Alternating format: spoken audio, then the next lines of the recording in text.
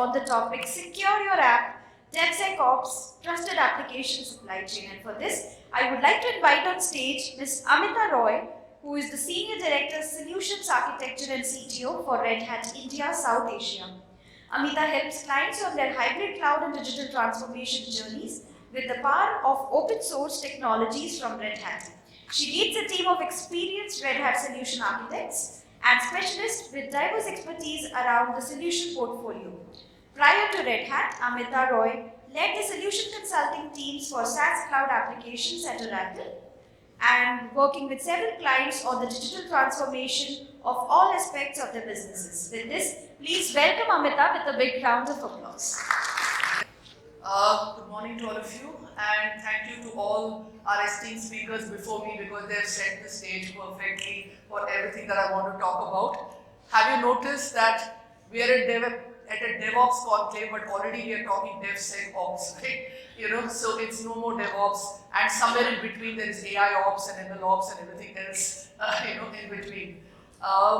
So this is what I want to talk about. While I'm wearing an Ansible t-shirt, I'm not going to talk about the infra as a code part of the DevSecOps, the automation part. I would like to focus on the application supply chain.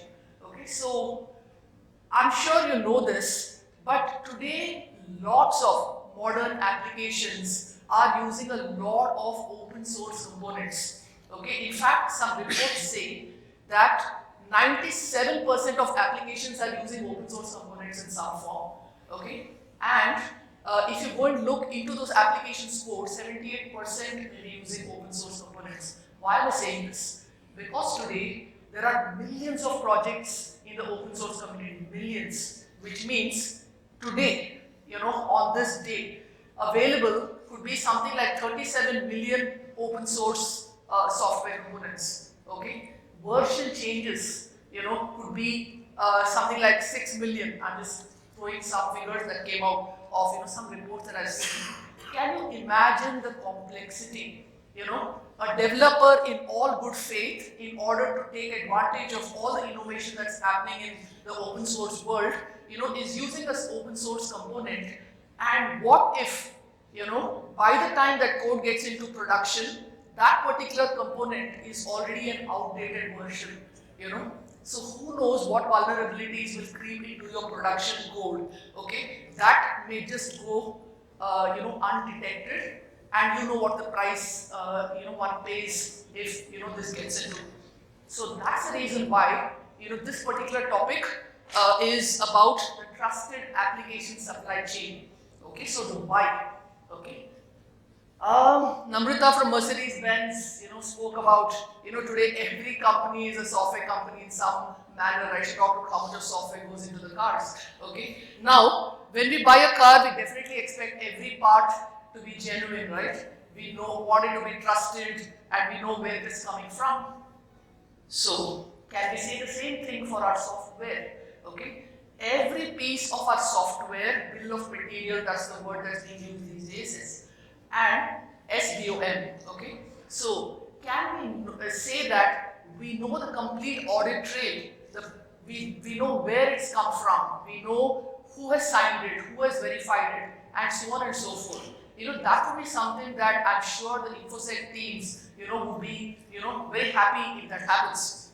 So, in the last 3 years alone, okay, there's a lot of this awareness that has built up about this whole software supply chain, okay? Because 742% average annual increase in the cyber attacks just in the software supply chain. 1 out of every 5 data breaches is because of a compromised software supply chain. So increasingly, when we are talking to our customers, they are talking about initiatives where they want to ensure that there is better collaboration that happens between DevOps and the security teams, and also, increasingly that's the reason why a lot of our customers are also looking at enterprise open source, okay, versus open source, that is just downloaded, from the open source community, because, innovation is happening so rapidly, changes are happening so rapidly, the, project life cycles are so rapid. So that's where, keeping track of everything, can become absolutely a nightmare.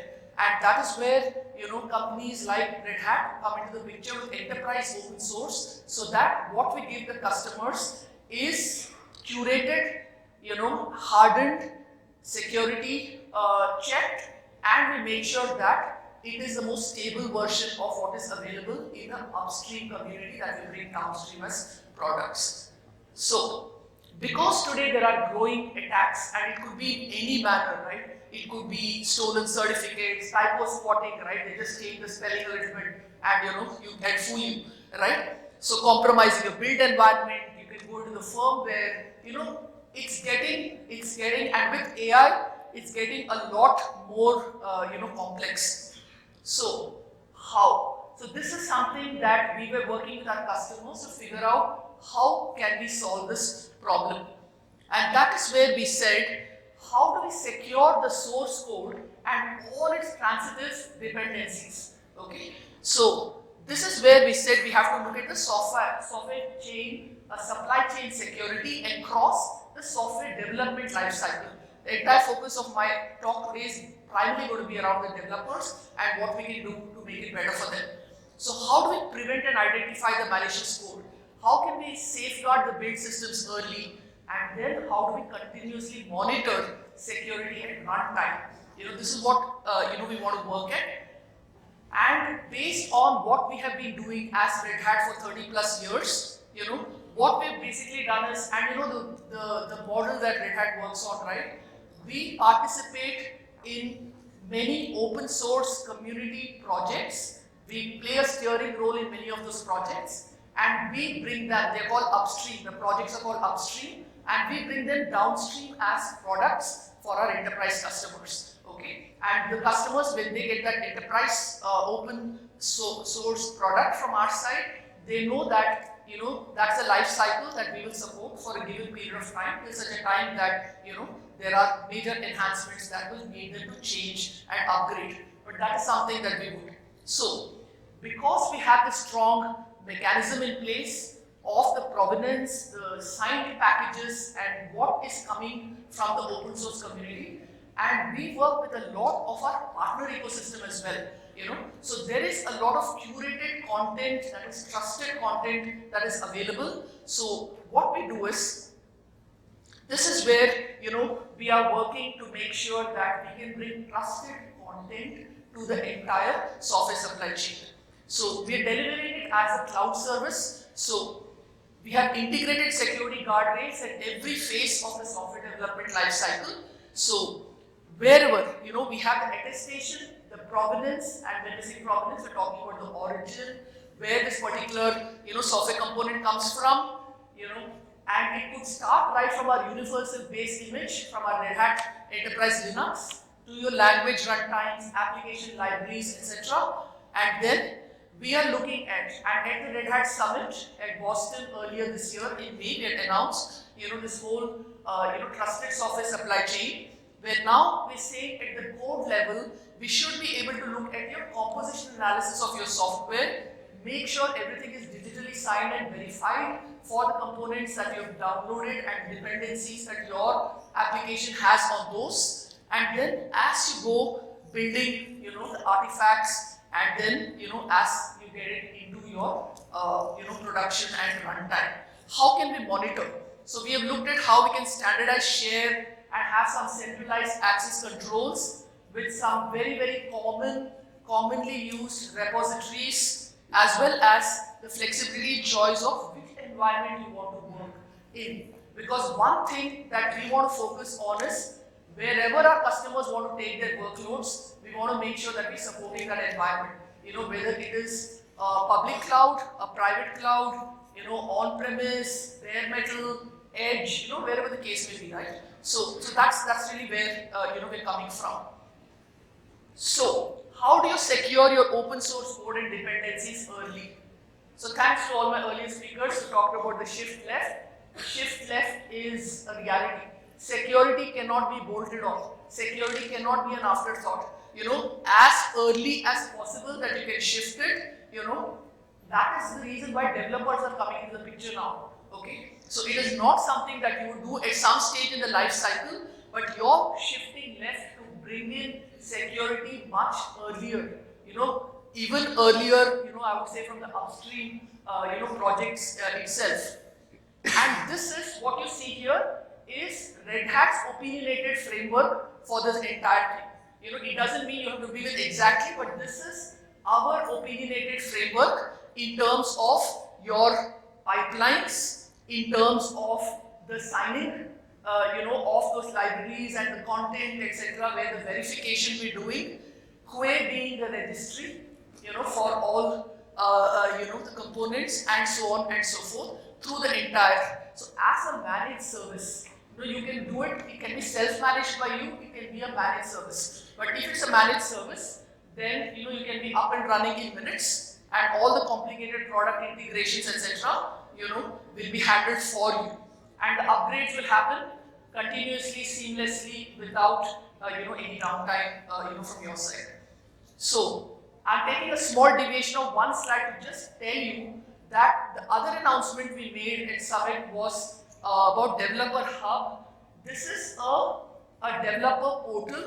Basically, what we're trying to do is make life easier for developers by providing that golden path, so that everything that they want is available to them in a way that is intuitive, so that you can bake in your company's policies and whatever is the ideal path that you're talking about, and we should be able to make sure that we are empowering engineering to deliver the business value faster, because the whole reason we're doing all this is to make sure that companies spend more time on innovation and less time on keeping the lights on and everything else that they have to do, from managing the IT infra or watching out to make sure that inadvertently not with no one has a malicious intent, right? It's just that these things sometimes just creep in. So how can we bring in the industry standards? How can we base it on the open source platform, which is Backstage for developer portals, and give a consistent experience to the developers? No matter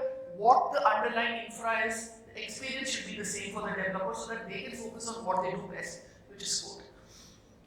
So back to that whole DevSecOps and the software development life cycle.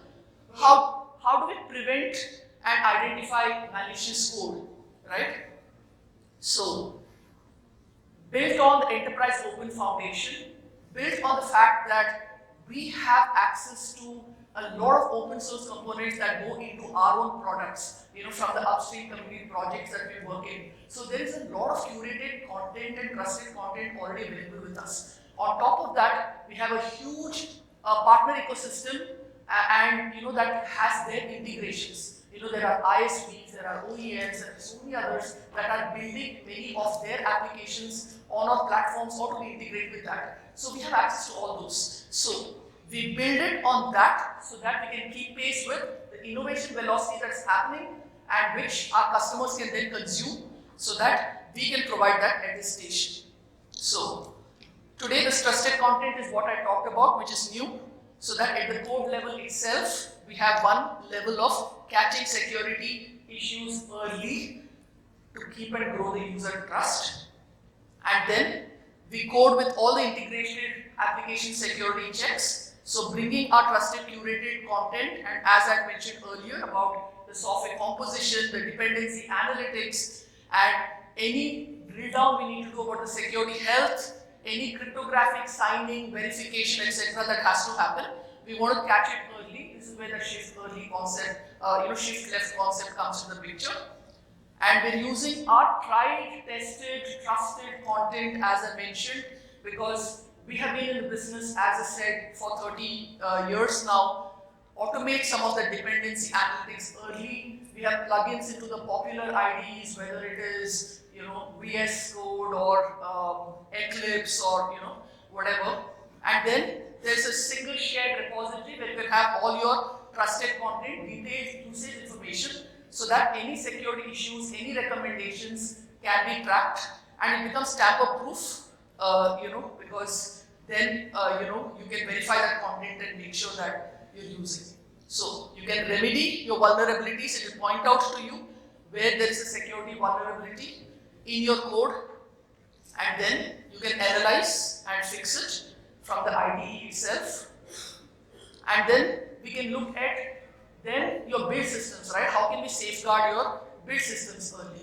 So, if we have to improve productivity, if we have to address customers' needs faster, then how can we work at that level itself in terms of making sure when the images are being built, scanning the images, putting the right guardrails, the deployment gates and other things to make sure that it's a trusted application pipeline and there's nothing that is going in that probably has a vulnerability that has come up or announced after you had incorporated the code. Anything can happen, right? So how do we make sure we include that? So we have security guardrails that are there across pipelines. Then we auto-generate, as I was talking to you, this is a term that's used pretty often in DevSecOps, it's a software bill of material. So it auto-generates that so that you know what, and this becomes a very good governance and compliance, tool,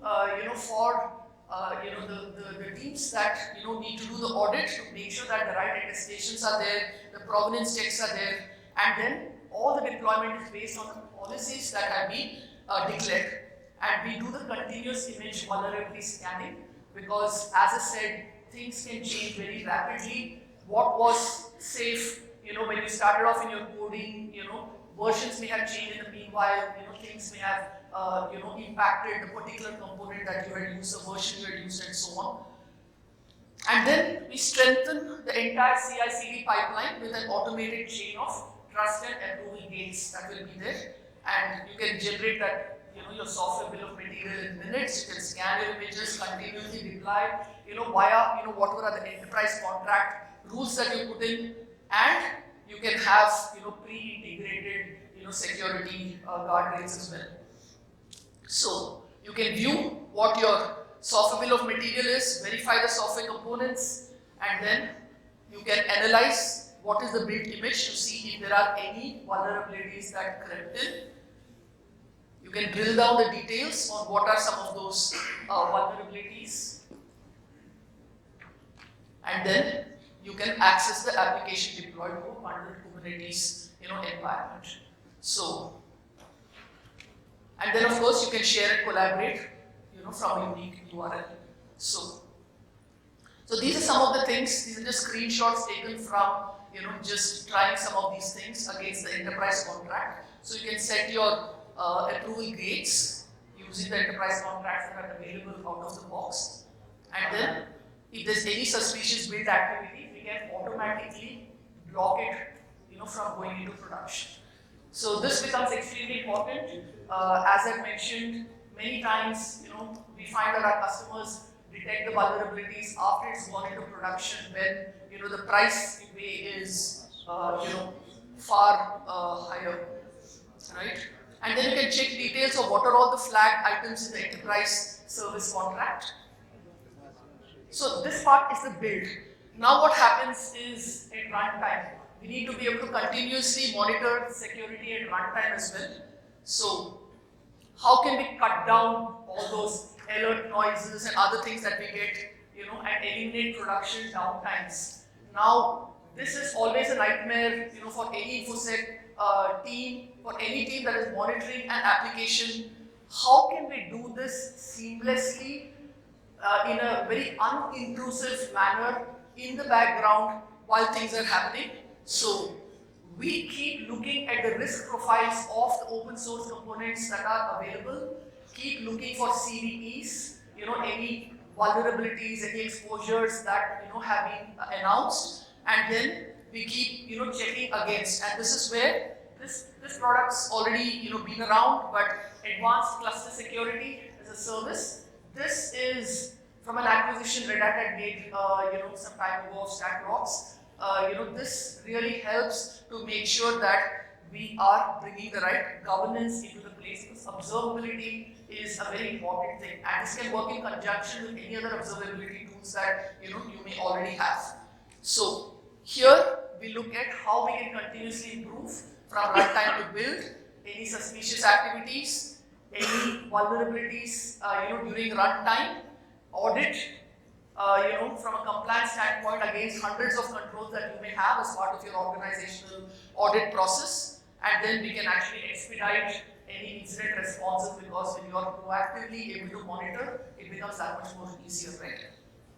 So you can continuously, monitor from a security standpoint with minimal false positives. So if there are very high risk workloads, you can prevent them from being deployed, right?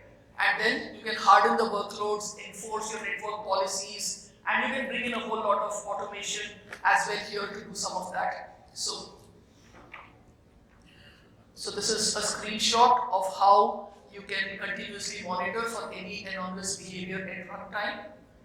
And then you can harden your workloads by enforcing whatever are the important policies, from a network standpoint, etc., for your organization. So it's a layered security throughout the stack, throughout the life cycle. We talked about cold, build, monitor. We talked about centralized access controls from wherever your repositories are, and we're talking about the flexibility and choice of any environment. So we're not restricting it to certain clouds, because today the reality is most customers work in a hybrid cloud environment. They have multiple clouds, they have some on-prem, they have some private, public, and there are some of our customers that work on bare metal as well. And increasingly we're seeing with the advent of 5G, there are a lot of edge use cases also that are coming up. So wherever, and for that, of course, we work with our customers to see how we can, have a common platform that, will abstract the developer from the underlying complexity and give them the tools that they need. And like I said, the golden paths that we are trying to provide via the developer hub, so that for developers, today we're asking a lot from developers, I'm sure you'll agree. We're asking a lot of them from them, right? In terms of, everything that they have to work on, integrating, working closely with maybe data scientists, incorporating, some of those machine learning models, and then having an eye on DevOps, and making sure that we're shifting left, and they have to take care of things right from the beginning. While all they want to do is, get their code to production very fast. So the endeavor is how we can bring the capabilities in our tooling to make it easy for our customers, for the developers in our customer organization, so that we can bring in security early, we can bring in DevSecOps best practices in an intuitive way, and provide the tooling. I think Namita said it very well, and some others also said it, that today it's not just about tools, right? The tools, vendors like us will provide, right? It is also about processes, and I was having a laugh to myself when Vinay was talking about that rational unified process and the days of that waterfall model, because I spent a lot of my early part of my career preaching rational unified process. I was working with rational software. Okay, so I'm happy that we lived to see the day when today we're talking containers, microservices, because it has evolved. Wine in new bottle was right, what Vinay said.